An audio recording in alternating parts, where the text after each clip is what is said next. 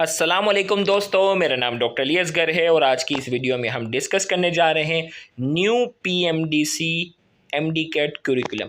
PMDC वालों ने MDCAT का न्यू क्यूरिकुलम जो है वो अपडेट किया है। आज की इस वीडियो में हम उसको डिस्कस करने जा रहे हैं, साथ ही साथ आपको गाइड करने जाएंगे कि किस तरह आपने जो है वो प्रिपरेशन करनी है इस टाइम टेबल का अकॉर्डिंगली, कौन से टॉपिक करने होते हैं, किन चीज़ों का ख्याल रखना होता है, क्योंकि अक्सर बच्चों की शिकायत रहती है कि आउट ऑफ सिलेबस भी फाइनल जो है वो पेपर में जो है वो एमसीक्यू आ जाते हैं। तो किस तरह के सवाल आउट ऑफ सिलेबस पॉसिबल होते हैं वो सारा आज की इस वीडियो में हम गाइड करने जाएंगे, तो एंड तक इस वीडियो को अपने लाजमी देखना है। तो आइए स्टार्ट करते हैं। सबसे पहले यहाँ वेटेज में जो है वो इस मरतबा तब्दीली की गई है। नंबर ऑफ एमसीक्यूज़ जो है वो 200 से कम करके 180 कर दिए गए हैं। इसी तरीके से ड्यूरेशन भी जो है वो 3.5 आवर्स से 3 आवर्स कर दिया गया है। और सबसे बड़ी बात कि कंप्यूटर बेस्ड क्वेश्चन नहीं है, पेपर बेस्ड होगा, यानी सबका एक ही पेपर होगा। कंप्यूटर बेस्ड में क्या होता था कि ग्रुप ऑफ स्टूडेंट होते थे और ग्रुप ऑफ स्टूडेंट किसी का पेपर आसान आता था, किसी का मुश्किल होता था। तो इस चीज़ के हवाले से परेशान नहीं होनी, पेपर बेस्ड है यानी एक प्रोविंस का पूरा एक ही पेपर होगा। Minimum marks for medical college यानी एमबीबीएस में एडमिशन के लिए आपने 55% मार्क्स यानी 180 में से आपने 55% मार्क्स आपने जो है वो लेना ज़रूरी होंगे। और मिनिमम मार्क्स जो डेंटल कॉलेज के लिए आपने जो है वो 50% मार्क्स यानी 180 में से 90 मार्क्स जो है वो डेंटल कॉलेज के लिए हैं और 55% मार्क्स जो होंगे वो आपने 180 में से एमबीबीएस के लिए लेने हैं। नो नेगेटिव मार्किंग, कोई नेगेटिव मार्किंग नहीं होगी।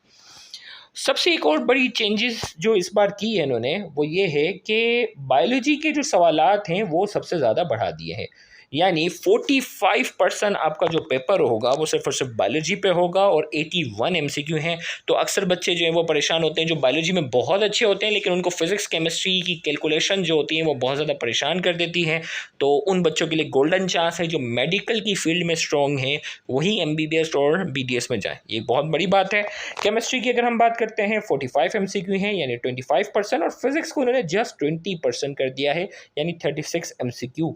इंग्लिश की अगर बात करते हैं 5% जो है वो इंग्लिश है आपके पास, और लॉजिकल रीजनिंग क्वेश्चंस के भी जो है वो 5% यानी 9 एमसीक्यूज होंगे और टोटल जो है वो 180 बनते हैं। अब इस 180 में से अगर हम बात करते हैं तो 99 मार्क्स आपने जो है वो एमबीबीएस के लिए लेने हैं। 99 मार्क्स जो है आउट ऑफ 99 एमसीक्यू आपने सही करने हैं 180 में कम से कम फॉर एमबीबीएस, और 90 एमसीक्यू आपने करेक्ट करने हैं फॉर बीडीएस। इसी तरीके से यहाँ एक और चीज़ भी उन्होंने एक्सप्लेन कर दी है कि 15% एमसीक्यूज जो होंगे वो ईजी लेवल के होंगे और मेजॉरिटी एमसीक्यूज यानी 70% एमसीक्यूज होंगे वो मॉडरेट होंगे, जो ना बहुत ईजी होंगे ना डिफ़िकल्ट होंगे, और 15% लास्ट जो है वो डिफिकल्ट एमसीक्यूज होंगे।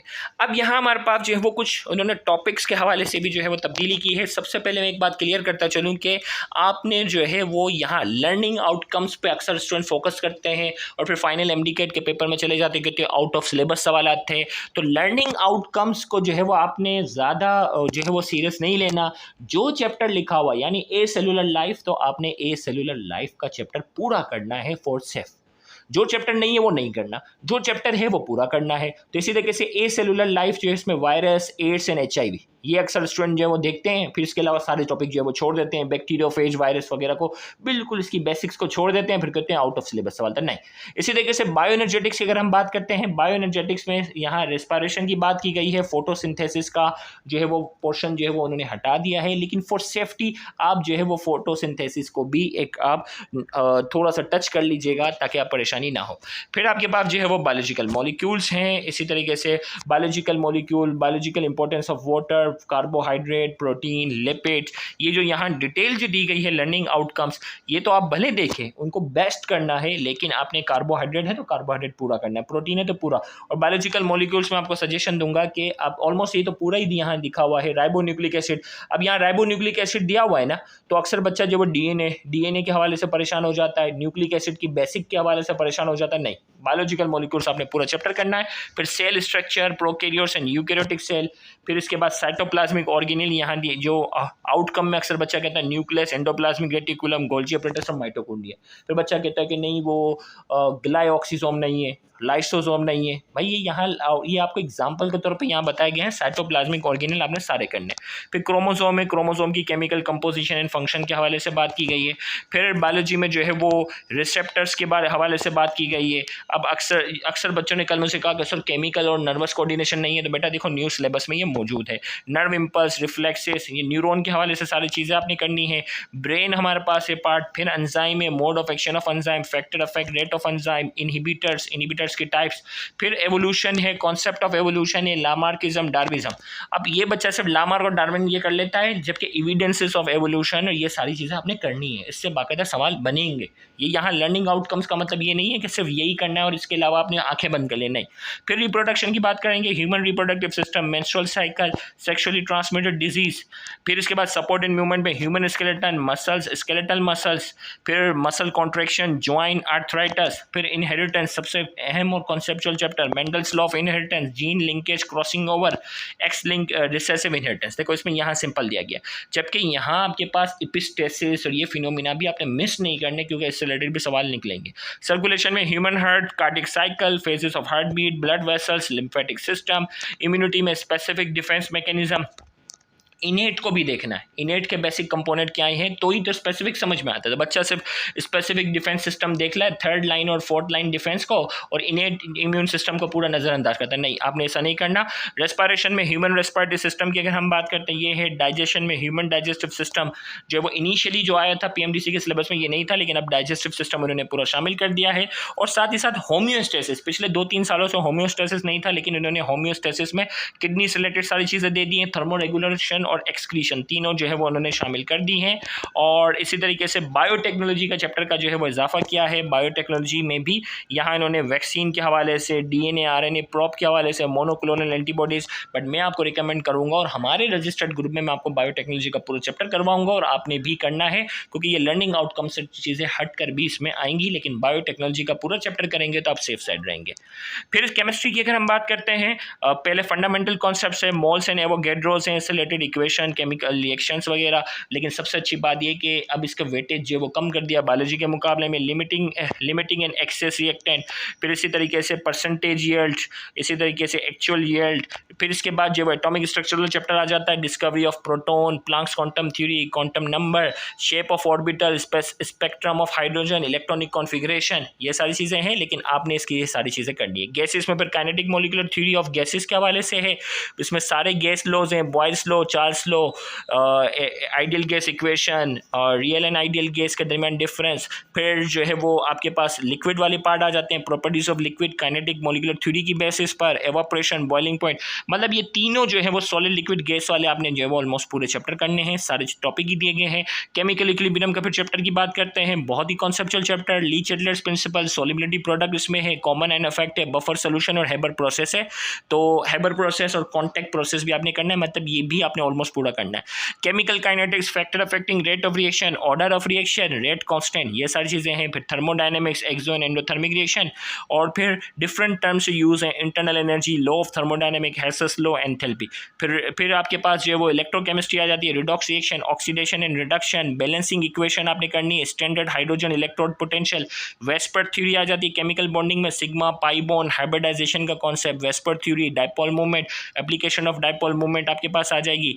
फिर इसके बाद properties and their trend, s p d and f block elements, reaction of group 1 element, reaction of group 2 element, s और पी ब्लॉक वाला पूरा आपने करना पड़ेगा, जो रिप्रेजेंटेटिव एलिमेंट्स की शक्ल में है सिनबोर्ड में। फिर ट्रांजिशन एलिमेंट्स में सिर्फ यहाँ इलेक्ट्रॉनिक स्ट्रक्चर है, लेकिन ट्रांजिशन एलिमेंट का पूरा चैप्टर करना है, पूरी एक बेसिक बनती है। फिर आगे बढ़ते हैं, इसमें कॉम्प्लेक्स कंपाउंड की नॉमेनक्लेचर भी मिस मत करना, फिर एंड में परेशान हो जाओगे। Fundamental principle of organic chemistry, जिसमें ऑर्गेनिक केमिस्ट्री से हवाले से देखो यहाँ सिर्फ लिखा हुआ है functional group, isomerism, functional group और आइसोमेरिज्म बस। लेकिन ऑर्गेनिक की जो क्लासिफिकेशन है, कौन सी सोर्सेज हैं, ये सब करनी पड़ेंगी।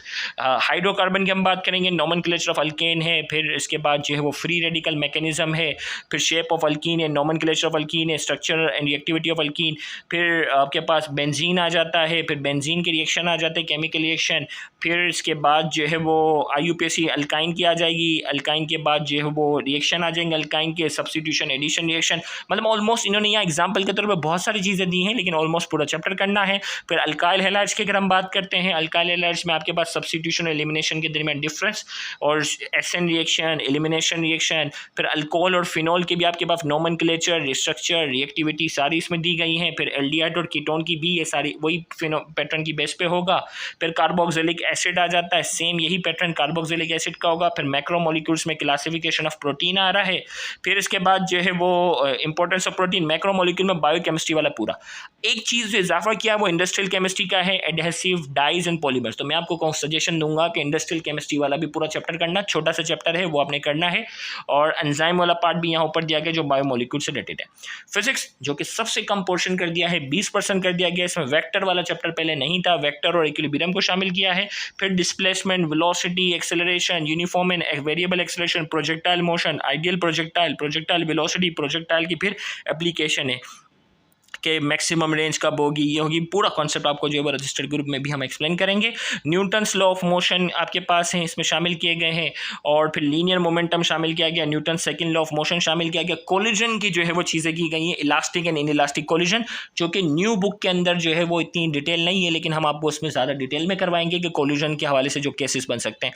फिर मोमेंटम एंड एक्सप्लोसिव फोर्स, फिर perfect elastic collision, work, energy, kinetic energy, absolute potential energy, power, work energy theorem, इसी तरीके से आपके पास इफिशिएंसी से related, angular displacement, circular motion वाला पूरा चैप्टर करना है। फ्लूइड डायनामिक्स को शामिल किया जो कि इससे पहले वाले सिलेबस में नहीं था, terminal velocity, fluid drag, fluid flow के हवाले से, इक्वेशन ऑफ कंटिन्यूटी।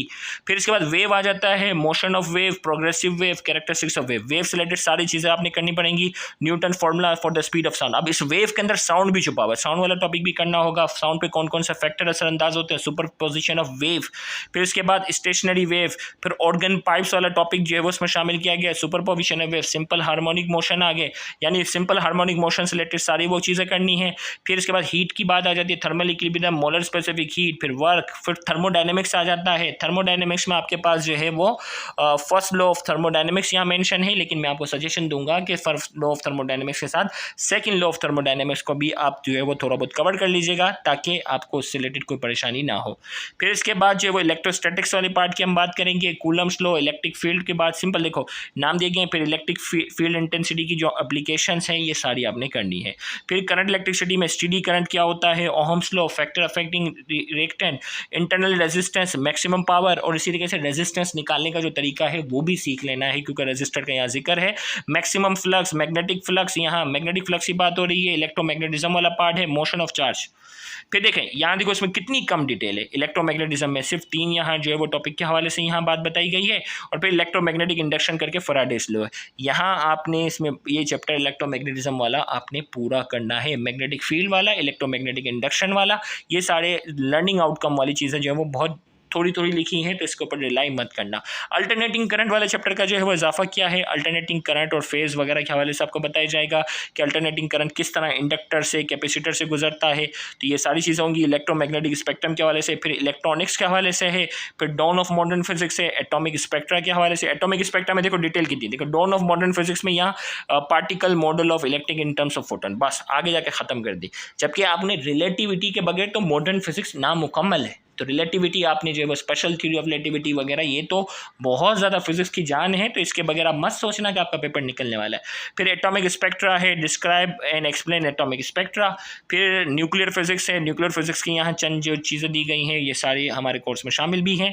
फिर इसके बाद इंग्लिश के हवाले से है, इंग्लिश में जो है रीडिंग एंड थिंकिंग स्किल, यहाँ जो चीज़ें हैं ये सारे जो है ये एग्जाम्पल के तौर पर दी गई हैं, लेकिन एक हमारा जो लेक्चर है जिसमें इंग्लिश में किस किस तरह के सवाल आ सकते हैं वो आपने जो है वो पूरे करने हैं। यहाँ शॉर्ट आंसर और ये करके दिया गया है, तो एक वीडियो हमारे पास है कि किस तरह के सवाल इंग्लिश में आते हैं। आप लिखेंगे which type of questions come in English, आगे लिख देना सिंध बोर्ड टीचिंग, तो आपके पास सर्च में पूरी एक वीडियो आप देख लीजिएगा, उसमें सारे इंग्लिश के सवाल जो है वो क्या हो रहे हैं, कवर हो रहे हैं। फिर यहाँ इसमें लैंग्वेज के हवाले से दी गई है, सिनोनिम, इन्फिनेटिव फ्रेजेस, इसी तरीके से जिरेंट क्या होते हैं, एडवर्ब क्या होते हैं, प्रॉपर टाइम, मोमेंट, डायरेक्शन, ये सारी चीज़ें दी गई हैं। राइटिंग स्किल के हवाले से यहाँ दी गई है। फिर इसके बाद लॉजिकल रीजनिंग क्वेश्चन में क्रिटिकल थिंकिंग, अब इसके ऊपर भी बाकायदा पूरी वीडियो है कि लॉजिकल रीजनिंग क्वेश्चन में किस तरह के सवाल आते हैं, वो भी पूरा जो है वो आप लिखोगे, which type of questions come in logical reasoning, और आगे सिंध बोर्ड टीचिंग लिख देना, तो आपको पूरी वैरायटी वहाँ इसमें एक्सप्लेन की गई है। फिर लॉजिकल डिडक्शन क्या होते हैं वो भी एग्जाम्पल के तहत बताई गई है, लॉजिकल प्रॉब्लम क्या होता है, course and action, cause and effect, वो सारी वैरायटी बताई गई है। तो ये था पूरा syllabus. English 5%, logical reasoning 5%, physics 20%, chemistry 25% और बायोलॉजी 45% है। यानी फिजिक्स और केमिस्ट्री को एक तरफ रखा जाए और बायोलॉजी को एक तरफ रखा जाए तो बायोलॉजी का वेटेज उनके बराबर है। तो ये थोड़ा सा डिस्कशन करना ज़रूरी था ताकि आपको गाइड कर सकें कि किस तरह आपने जो है वो तैयारी रखनी है, कौन से टॉपिक करने और कौन से टॉपिक आप छोड़ सकते हैं। तो इस वीडियो को ज़रूर देखिएगा और इसके अकॉर्डिंगली जो एहतियात बताइए उसको ज़रूर फॉलो कीजिएगा। Thank you very much. Allah हाफिज़।